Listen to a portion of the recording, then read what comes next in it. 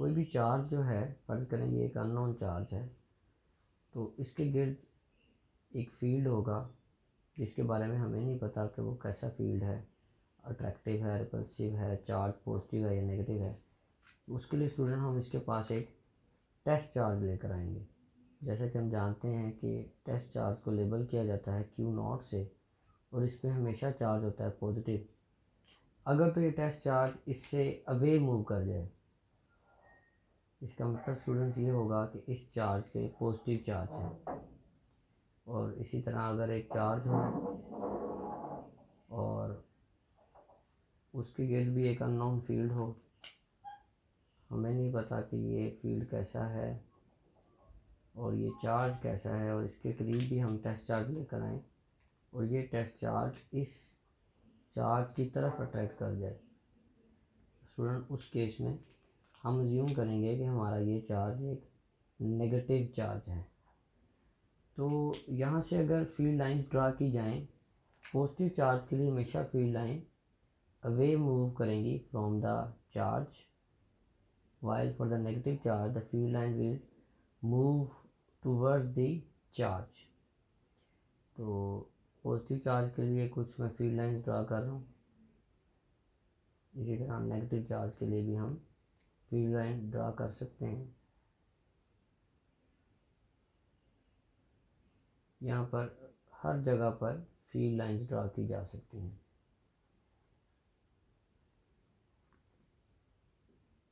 यहाँ से जैसा कि आपकी स्क्रीन पे बुक का पेज नंबर 7 शो हो रहा है और उसके 4 पास्टुलेट हैं। उनमें से फर्स्ट पास्टुलेट है कि electric field lines are originated from the positive charge and they always terminate on the negative charge.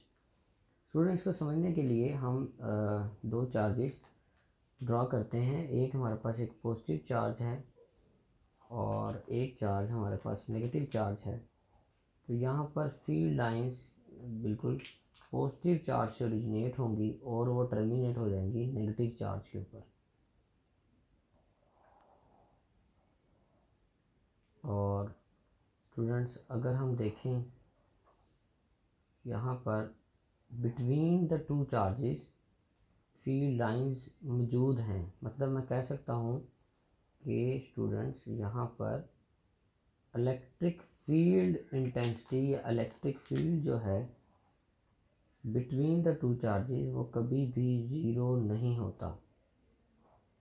इसी तरह अगर हम दो चार्जेस इस तरह से ड्रा करें कि दोनों चार्जेस सिमिलर चार्जेस हों, तो उनकी केस में कुछ फील्ड लाइंस इस तरह बनती हैं कि फील्ड लाइंस हमेशा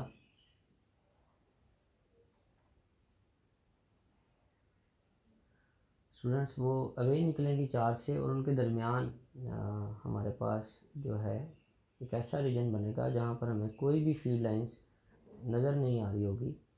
हम सब जानते हैं कि इस रीजन को ज़ीरो फील्ड रीजन बोलते हैं और यहाँ पर इलेक्ट्रिक फील्ड इंटेंसिटी दोनों के लिए ज़ीरो होगी।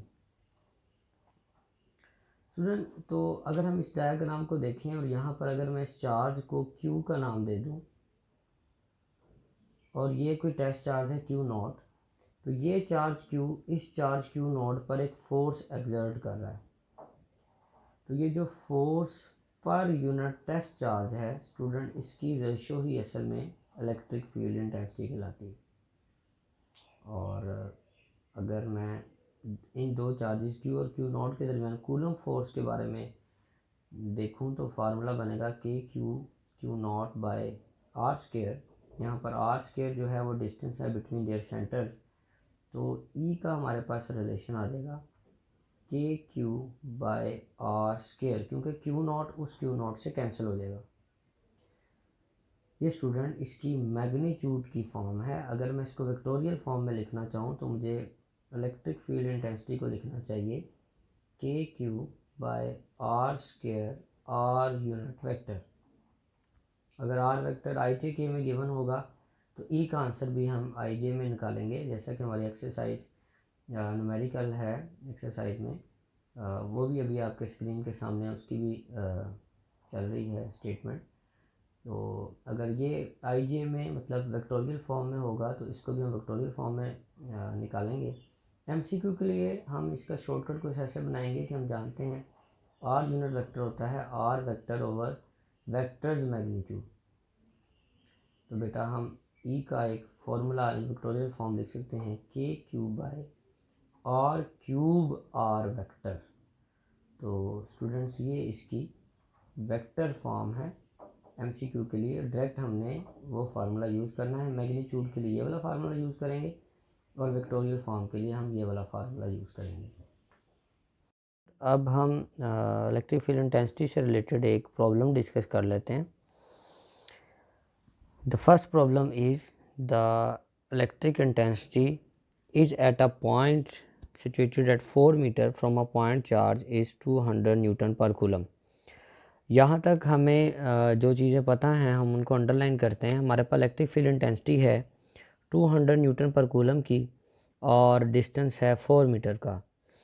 अगर स्टूडेंट्स हम डिस्टेंस को रिड्यूस कर दें 2 मीटर तक तो बताइए अब उसकी इलेक्ट्रिक फील्ड इंटेंसिटी ई की वैल्यू, ई प्राइम की वैल्यू क्या होगी। यूनिट्स होंगे न्यूटन पर कूलम हर ऑप्शन में। अब स्टूडेंट्स हम इसके लिए सॉल्यूशन करने जा रहे हैं। अगर आपसे पूछा जाए कि हमारा डिस्टेंस कितना हो गया है तो स्टूडेंट पहले 4 मीटर था, अब वो 2 मीटर में कन्वर्ट हुआ है, मतलब हमारा डिस्टेंस हो गया है हाफ। तो जैसा कि हम जानते हैं कि इलेक्ट्रिक फील्ड इंटेंसिटी का फार्मूला है E is equal to K Q by R square. और स्टूडेंट जब मैं ई प्राइम मतलब बाद वाली इंटेंसिटी फाइंड करना चाह रहा हूँ, चार्ज तो सेम है इसलिए के Q over R prime square आ जाएगा स्टूडेंट, जबकि हमारा जो आर प्राइम है वो आर बाई 2 है। अगर आप ऐसे नहीं करना चाहते तो आप इस आर प्राइम की जगह 2 मीटर सब्स्टिट्यूट कर सकते हैं और आर की जगह 4 मीटर। ये हमारे पास क्वेश्चन नंबर 1 है और ये क्वेश्चन नंबर 2 है। क्योंकि हमने यहाँ पर ई प्राइम फाइंड करनी है तो हम इन दोनों को डिवाइड कर देंगे, dividing equation 1 by equation 2।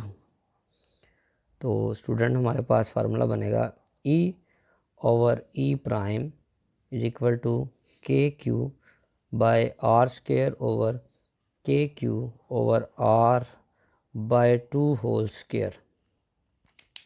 Student यहाँ पर हमारे पास के क्यू से कट जाएगा और ये फोर्थ टर्म फर्स्ट टर्म की तरफ चली जाएगी, सेकंड टर्म थर्ड टर्म की तरफ जाती है। तो हमारे पास रिलेशन बनेगा E over E prime is equal to student R square by 4 by R square. तो स्टूडेंट इससे हमारे पास जो आर स्क्वायर है वो आर स्क्वायर से कैंसिल हो जाएगा क्योंकि ये दूसरी टर्म थर्ड टर्म से मल्टीप्लाई होगी और हमारे पास E over E prime students वो बराबर आ जाएगा 1/4 के। तो हमारे पास E prime will be equal to the 4 times E. Student E की वैल्यू 200 थी, 4 मल्टीप्लाई बाय 200 करें तो आंसर 800 आता है। तो हमारी राइट ऑप्शन स्टूडेंट्स यहाँ पे बन जाएगी option Charlie, that is 800 Newton पर कूलम। अब हम नेक्स्ट प्रॉब्लम की तरफ मूव करते हैं। स्टूडेंट्स अब एक प्रॉब्लम डिस्कस करते हैं जिसमें हमने zero field location of charges के बारे में एमसीक्यू देखना है। दो चार्जेस सिमिलर हैं और उनकी मैग्नीट्यूड 9 माइक्रोकूलम और 16 माइक्रोकूलम है, जबकि उनके दरमियान डिस्टेंस 0.7 मीटर है।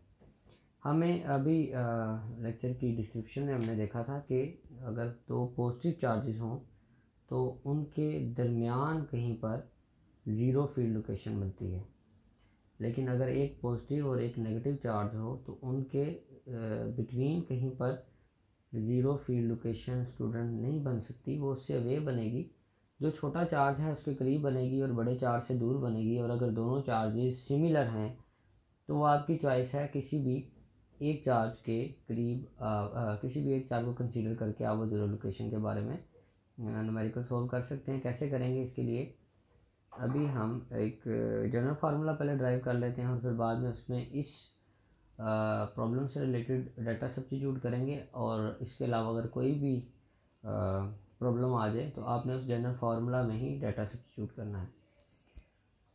से हमारे पास एक बेटे चार्ज Q1 है, और Q1 मैं छोटे चार्ज को ले लेता हूँ 9 माइक्रोकूलम को, और एक दूसरा चार्ज हमारे पास Q2 है स्टूडेंट, जिसकी मैग्नीट्यूड 16 माइक्रोकूलम है। तो इनके दरमियान जो हमें डिस्टेंस गिवन था वो 0.7 मीटर का गिवन था, जो कि इनके सेंटर टू सेंटर होगा। अब क्योंकि चार्जेस सिमिलर हैं तो ज़ीरो फील्ड लोकेशन जो है वो बिटवीन द चार्जेस आनी है, तो और छोटे चार्ज के करीब आनी है। अगर इनका कहीं यहाँ पे करके सेंटर है तो सेंटर से करीब कहीं यहाँ पे करके वो ज़ीरो फील्ड लोकेशन बन जाएगी। इस पॉइंट को मैं P का नाम दे देता हूँ, और इस पॉइंट का यहाँ से यहाँ तक का फासला हम उसको x कह देते हैं। स्टूडेंट अब Q2 का इस पॉइंट P तक का जो डिस्टेंस होगा that will be equal to the 0.7 minus x।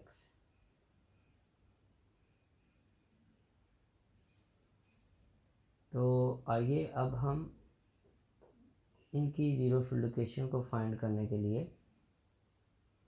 Proceed करते हैं।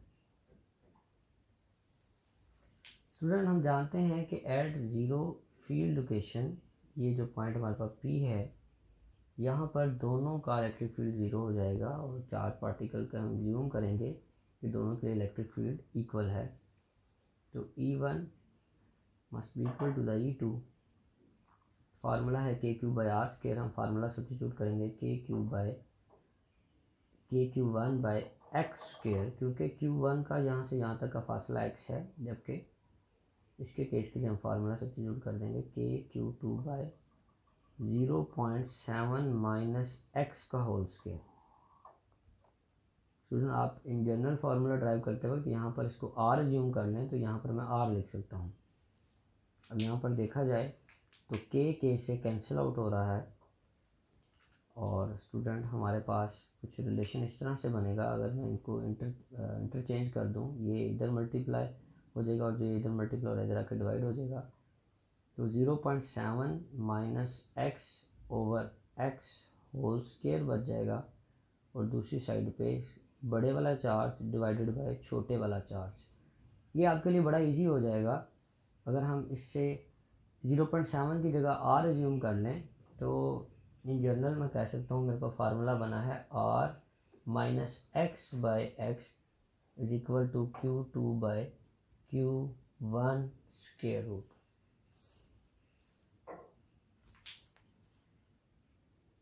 स्टूडेंट जनरल के केस में हम इसको लिख सकते हैं, अगर मैं इसको R ज्यूम कर लूँ तो R minus X by X whole square, और स्क्वायर ख़त्म करके दूसरी साइड पर हम स्क्वायर रूट लिख लेते हैं बड़े वाला चार्ज डिवाइडेड बाय छोटे वाला चार्ज Q2/Q1। ये हमारा एक जनरल फार्मूला है तब जब हम सिमिलर चार्जेस की बात कर रहे हों, एक जैसे पॉजिटिव या दोनों नेगेटिव होंगे।